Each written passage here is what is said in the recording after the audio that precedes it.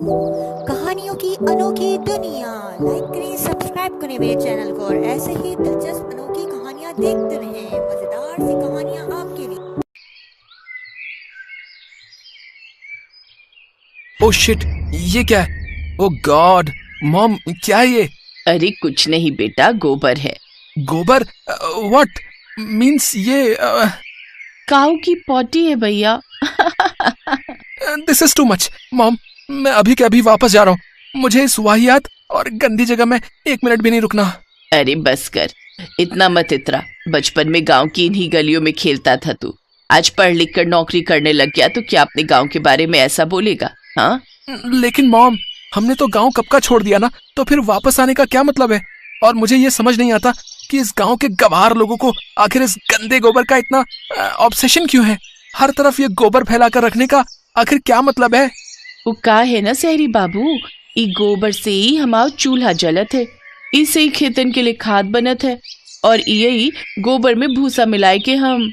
बस बस, मुझे और नहीं जानना इस गोबर के बारे में।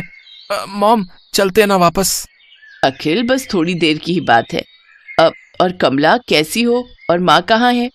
हम अच्छे हैं काकी, और माँ भीतर ही है। आप चलो, तब तक हम आपके लिए गर्मा गर्म चाय और पकौड़ी बनाए के लाते। रुको, क्या? इन गोबर वाले हाथों से? नहीं नहीं, तुम रहने ही दो, हमें भूख नहीं है। अखिल की इस बात पर उसकी माँ, छोटी बहन और कमला तीनों हंसती है। दरअसल अखिल कई सालों के बाद अपने पुश्तैनी गांव आया था। उसके पिताजी ने बहुत पहले ही गांव छोड़ दिया था और शहर जाकर अपनी दुनिया बसा ली थी।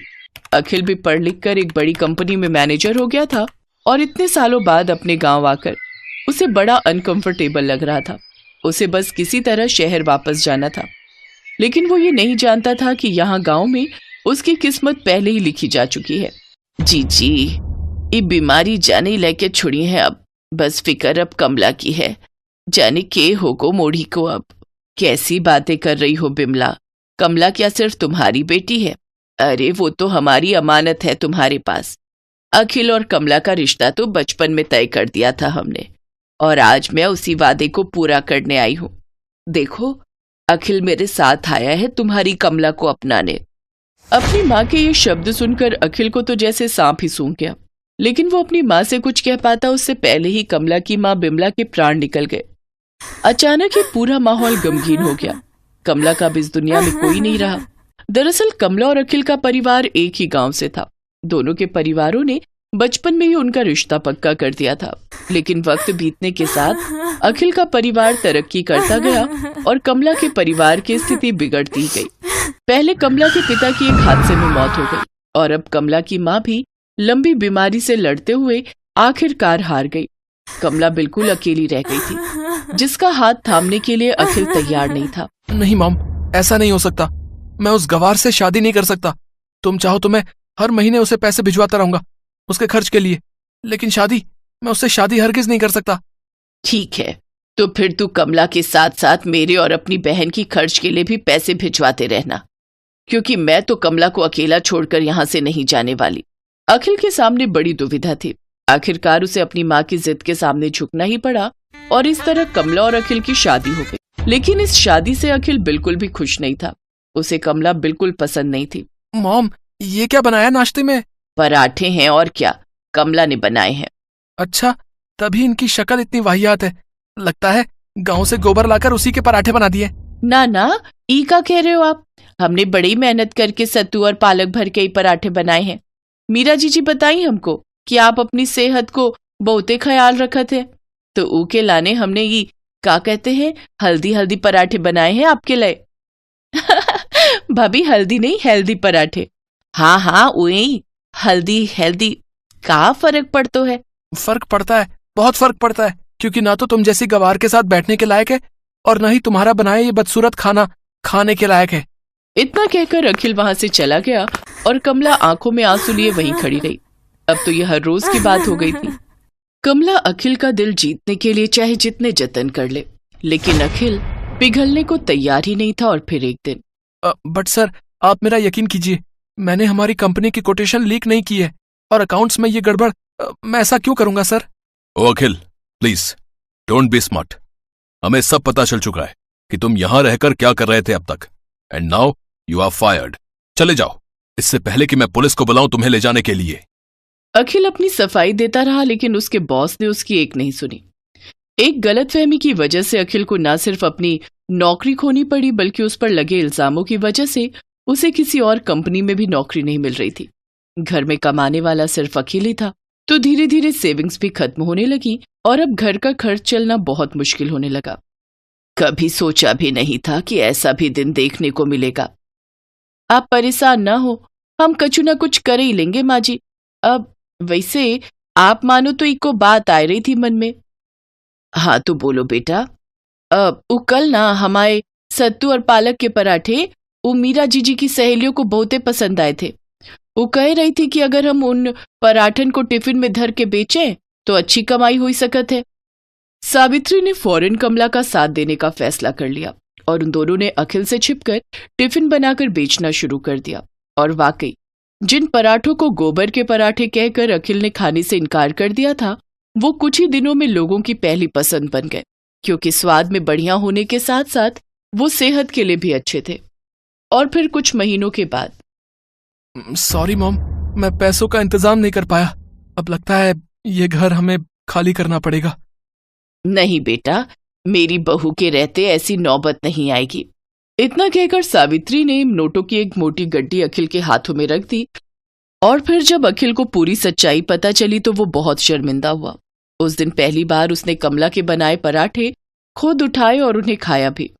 और फिर कमला, कल से क्या मेरे लिए भी एक टिफिन बना दोगी, बिल्कुल ऐसे ही पराठों वाला? ये कहते हुए अखिल के चेहरे पर प्यार भरी मुस्कान थी, जिसकी आस कमला को न जाने कब से थी, और अब इसके अलावा उसे और कुछ नहीं चाहिए था। राजसमंद नामक एक गांव में जगमोहन अपनी पत्नी सोमा और बेटी गुड्डी के साथ रहता था। जगमोहन के पास जमीन तो थी, लेकिन साधन ना के बराबर थे। कुछ समय पहले उसके पास बैल थे, लेकिन घर के हालात बिगड़ने के कारण उसने उन्हें बेच दिया। उनकी हालत बहुत ही दयनीय स्थिति में थी। घर के हालात देख उसकी पत्नी सोमा ने उससे कहा, मेरी बात मान लीजिए जी, मुझे ठाकुर के यहाँ काम करने दीजिए। साफ सफाई और घर के काम ही तो करने हैं। क्या फर्क पड़ जाएगा अगर मैं वहां जाकर काम कर दूं? कम से कम घर के राशन पानी का तो खर्चा निकल ही जाएगा। ऐसी बात मत किया कर रेनू की माँ, तेरी बातें मेरे दिल को छलनी कर देती हैं। ये मेरे लिए मर मिटने जैसा हो जाता है। सोमा, तुम जानती नहीं हो उस ठाकुर की नीयत कितनी गंदी है। वो अपने घर पर काम करने वाली हर औरत पर बुरी नजर रखता है, और मैं नहीं चाहता कि वहां जाकर तुम भी उसकी गंदी नजर का शिकार बनो। ना ना, मुझसे तो नहीं देखा जाएगा, और मैं तो गांव में किसी को अपना मुंह भी नहीं दिखा पाऊंगा। नहीं नहीं, तू वहां काम करने नहीं जाएगी बस। जगमोहन दिन भर इसी चिंता में रहता था कि वो अपनी पत्नी और बच्ची को ढंग का खाना और कपड़े तक भी नहीं दे पा रहा था।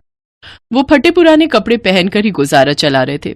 जगमोहन जब भी गांव में किसी से मदद मांगने जाता कि हल और बैल दे दो या ट्रैक्टर उसके खेतों में चला दो, तो सभी उसे मना कर देते।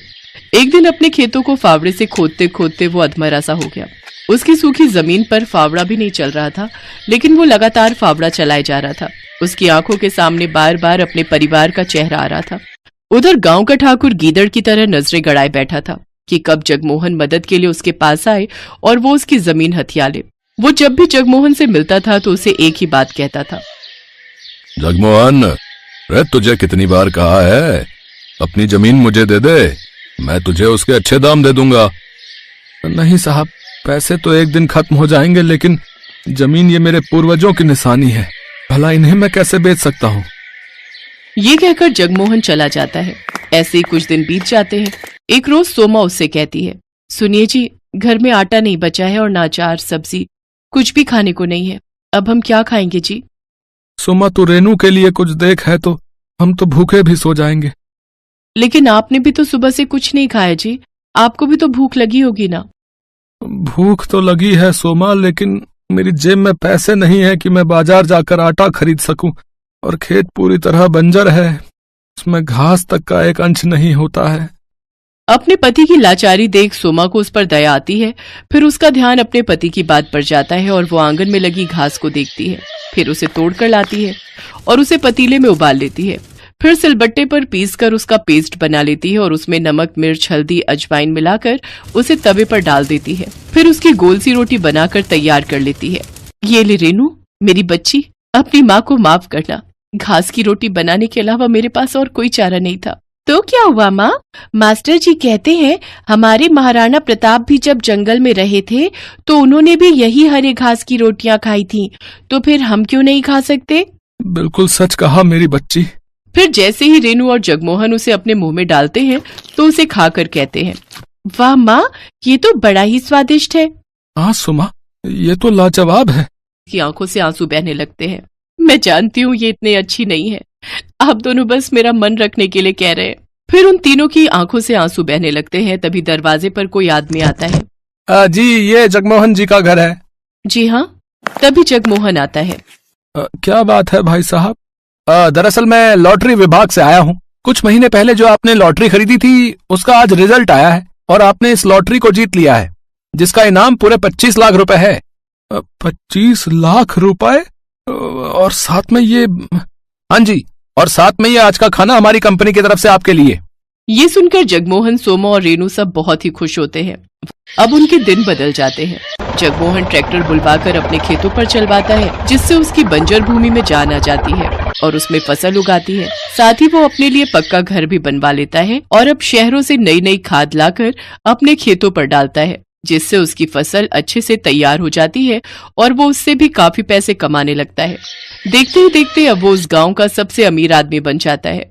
अब वो अपने परिवार की हर इच्छा पूरी करता है और खुशी खुशी उनके साथ रहने लगता है।